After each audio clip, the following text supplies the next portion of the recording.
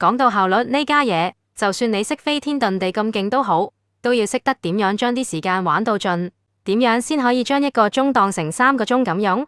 嗱，呢度就有套系統化嘅屎橋，就係要識揀，用啱方法，同埋要揾啱架餐。咁咩叫識得揀先？真正幫到你嘅，唔係喺17分鐘度慳翻17秒咁小氣啊，而係去諗清楚，使唔使嘥17分鐘做呢單嘢啊？即係話你要好似賭神咁，喺咁短時間內睇穿呢件事值唔值得哦？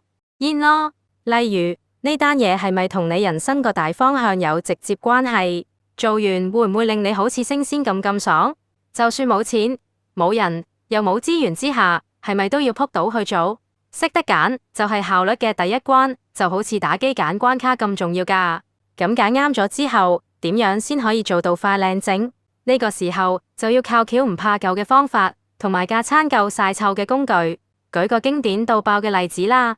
2017年有個叫黃俊哲嘅細路走失咗，佢父母冇齋貼街招，或者叫啲三姑六婆去轉發，反而將個尋人啟事擺咗上公安部個微博度。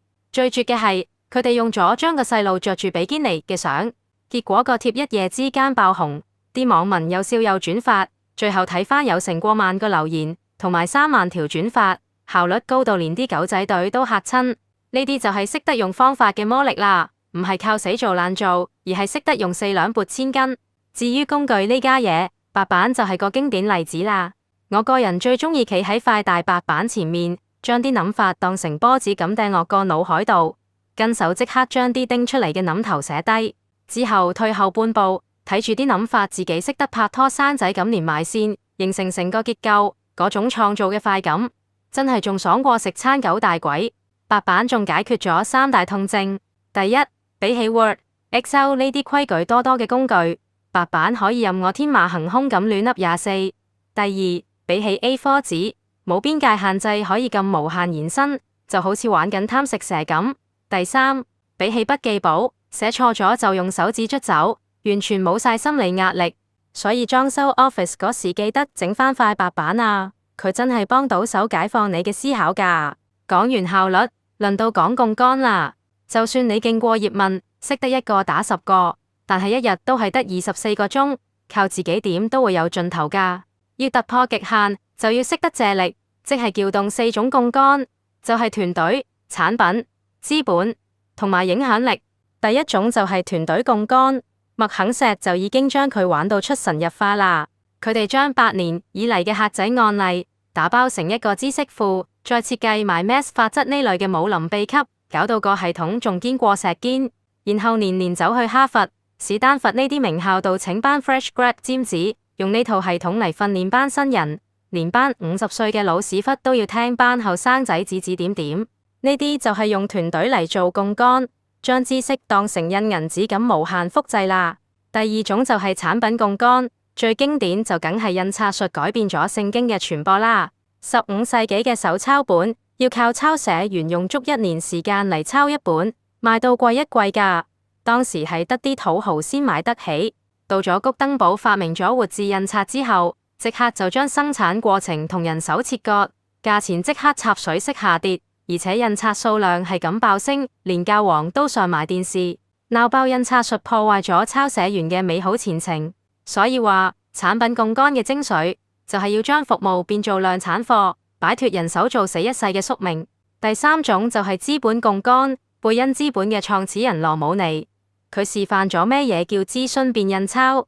佢唔淨止收顧問費，直情買起晒啲有問題嘅公司，落手落腳用自己嗰套方法嚟改造，等公司升咗值之後再轉手。呢種我講得出做得到嘅模式，令貝恩喺14年間年回報率高達113%，仲勁過放貴利亞。資本槓桿就係用錢生錢嘅方法，將知識變現成放大8倍嘅魔法。第四種就係影響力槓桿，關鍵在於佢有3招必殺技，就係識講、識寫同埋識埋堆。演講同寫作係大規模嘅殺傷性武器嚟，前者可以即時冧掂成班人，後者仲可以穿越時空嚟影響幾代人。至於人脈，要記住，要真係有用嘅人脈，唔係指邊個可以幫你，而係你可以幫到邊個。建立影響力就好似儲值8達通咁，平時多啲幫人增值，到真係有需要嗰時，自然就可以刀到盡。不過用槓桿都有個大前提㗎，就係必須要練好內功先。如果個人本身唔夠料，槓桿只會令你死得更快。就好似麥肯錫咁，如果冇咗個知識庫，佢根本就唔會請得起頂尖嘅人才。谷登堡如果冇印刷技術，就算俾佢諗到條橋出嚟都係冇用。所以話最恐怖嘅能力，其實就係有識得學嘢嘅能力，而最犀利嘅效率就係將時間拉長同縮短嘅效率，而最可怕嘅槓桿就係可以撬動人心嘅槓桿。總結返先，人生其實就係一盤生意嚟，成功與否就係睇你有幾多料，有幾識玩時間，同埋識唔識得去借東風啊！有人用能力乘以效率，再乘以槓桿嚟撬起成個地球，有人就原地踏步咁做咕喱。最緊要係要明白，冇支點嘅槓桿就只係一條廢鐵泥，冇內功嘅放大就只會自爆。與其成日眼紅人哋威，不如就腳踏實地練好啲基本功先啦，再慢慢疊加槓桿咯。記住啦，千祈唔好齋死做爛做啊，要識得揀啱路，用啱橋同揾啱支點啊。當你將呢三味嘢溝到天衣無縫嗰陣，全世界自然就會開路俾你行㗎啦。